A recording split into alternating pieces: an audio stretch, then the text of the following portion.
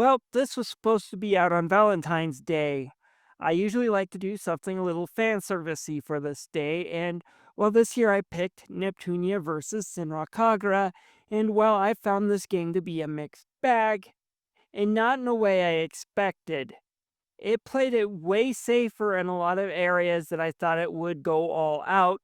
And there's also some areas that I think Tamsoft and Idea Factory took a giant step back when it comes to Cyberdimension Neptunia. And at the same time, it seems they actually improved a lot of the gameplay from Cyberdimension Neptunia. Let's get into my thoughts on this game. Set in the game ninja industry dimension, we see that there are two warring factions for the control of their world. One is the Four Goddess, which includes the Neptunia characters who use the Compa style, and the other is Marveland Ninja who use the Honeypaw style, which is of course the gals from the Senra Kagura series. Of course, like most of these quote-unquote verse matches between two rival franchises, say like Ninja Turtles versus Batman, they don't stay enemies for very long before they have a bigger threat that wants to take both sides out. And this, of course, is the Steam Legion led by Yo Gamer. Both sides, of course, decide to join their teams together to bring them down and protect the other nations of their world. It's not a very good story. I don't know much about the Senra Kagura when it comes to the characters, so I don't know how to judge them here and how they're represented. The Neptunia characters are okay here, but since they're not representing game consoles or the companies that make them, they seem to be held back just a little bit in their personalities and the satire. Also, they're in more of their CPU form, so we get a more serious attitude from them all the time, rather than kind of their laid back comedy that you usually see in a Neptunia game. To be really frank, I really didn't find the story that interesting. To me, if a Neptunia game makes me laugh with either some of their really out there meta humor or some good satire or critique about gamers or the game industry, I usually really enjoy them. I love Neptunia Rebirth 3 and V2 for those reasons. I laughed my ass off hard on both of them. That's why I love them, even if their gameplay isn't what I would call great. This just didn't have me laughing that much. In fact, I would even say I was bored. Although I would be lying if I don't admit I did get a chuckle during the end credits. I never thought I would see a parody of both the original Ninja Turtles NES game and Ninja Turtles 3 The Manhattan Project in a modern day video game, but here we are. However, next to it not being funny, it's also Japanese language only, which I hear is because Senra Kagura has never had a game dub, and they don't want to get started or have to tie down a voice actor for a character. It's still distracting not to have it in English, but the big thing that was a letdown was Cyberdimension Neptunia showed signs that Idea Factory may be able to put more of a budget into these games and doing things like fully animated cutscenes. Yeah, this isn't much, but it's more than we got in most Neptunia games. But no, this is back to 100% story being these talking stills. And hey, I understand. At the end of the day, you have to make a buck to pay your employees and have them have their jobs the next day. I don't hold this style against them. After all, they all can't be Square Enix, and Square Enix is having financial problems of their own due to their game budgets. But if you're going to do this, do it right. And try to make it so it's not so cheap looking that it ends up being distracting. The only other time I had a good laugh was not with this game, it was at this game, when they showed just how cheap they were. This one ninja here who falls off a waterfall, but don't worry, those breasts of hers look like they could have provided life preservers for everyone aboard the Titanic. But anyways, she falls off the waterfall and just take a look.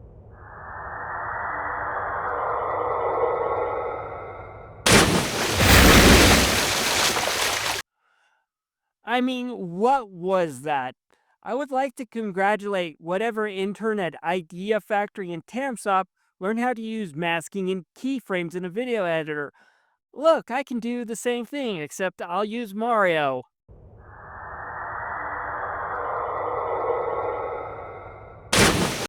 And it's just as sheep looking.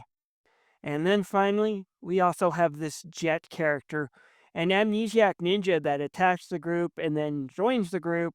And despite the amnesia and them setting the Chekhov gun to fire, she never leads anywhere. We never find out who she is and why she's important to the story. Yeah, this whole mess of a plot is just a lame and boring slog to get through. I did not have any fun with the story at all. Which is why the gameplay kind of surprised me. The gameplay is actually kind of decent. It's not great or anything, but it's decent and I had a little bit of fun. The game is broken up into two type of missions. Your main ones where you go through a new area from start to finish with just a few routes closed off for those side missions, which I'll get to in a minute. Fight a boss and move on. And then you have the side missions that open up afterwards that you can access by talking to IF. And they'll have some side goal to go through, and some new routes open up to look for new treasures and to accomplish some of these side goals for extra items and experience and things that you can equip. So, overall, the stage design and areas, although not excellent, are actually pretty good, and the whole game is kind of fun. As far as combat goes, it's pretty much copied from Cyberdimension Neptunia with a few new twists. Like Cyberdimension Neptunia, you got a block and basic attack, and then you open up another menu and you can choose a special attack that will take some of your stamina away. Stamina can be recovered by hitting the enemies with regular attacks, and you get bonuses for changing characters and doing special attacks. And you also now have two characters and swap them out to continue chains. It's fun and the controls feel good too. Throw on top that each character has a special meter that can have them do a giant special move when it's full. Plus, you can activate a separate form that will increase your attack or allow you to regain health points, but only can be activated a couple of times per stage, so you do have to limit your use. I will have to say, I found the combat to be enjoyable. Nothing groundbreaking, but certainly enjoyable. With that said, the stage designs are a bit more compact compared to Cyber Dimension Neptunia, though, but they still give you enough room to battle and to explore, and they never get too confusing to navigate. Outside combat, you can also equip weapons you gain in combat, and there are these spirit gems you can align on a board to power up your characters and do a fair bit of customization. In the end, I thought this was kind of good. I only have one real nitpick, and that is to choose your team and equipment, you have to go to the Shinobi base screen, then go to formation, and then to equipment.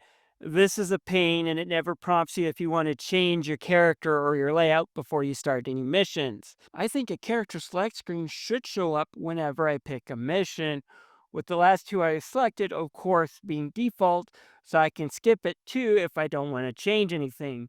But if I do, I'll always have that option before a mission. Instead, I have to go through all these screens and remember to do this, and it's just a pain. Finally, I should mention I'm kind of surprised they didn't do the rip clothing of Hyperdimension Neptunia U. That would have been a good thing to have in this game. After all, you are supposed to be teaming up with the Senra Kagura characters. Wait, didn't you say you disliked that part of the game? Yes, I did. But let me explain.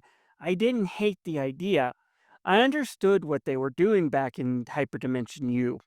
That was the first Neptunia game developed by Tamsoft, who helped develop the Senra Kagura games, so it's just kind of an inside joke and an Easter egg at that. My problem is that the Neptunia games go way into the Moe design, and most of the characters look like they're starting high school at best. And in the case of Rom and Ram, they're supposed to be kids, and if you think doing that kind of fan service to characters that are kids are a good idea, I want to know how many offender registries you're on.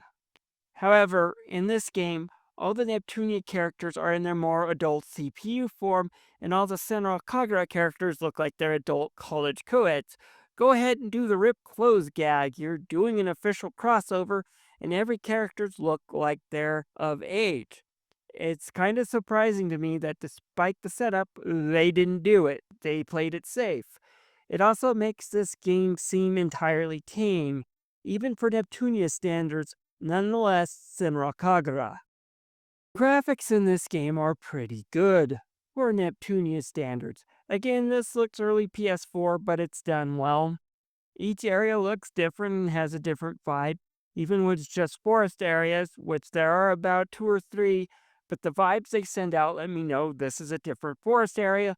And remember, the Neptunia series is famous for reusing locations. The characters are all really well designed, and the details and environments are pretty good looking. The action keeps up with the pace, and I didn't notice any big dips in the frame rate either, and I never got stuck on anything like I did with Cyberdimension Neptunia. My only big complaint is really these cheap ass looking cutscenes, which I've already touched on. The music is alright, but it's kind of forgettable, but that kind of Neptunia standards.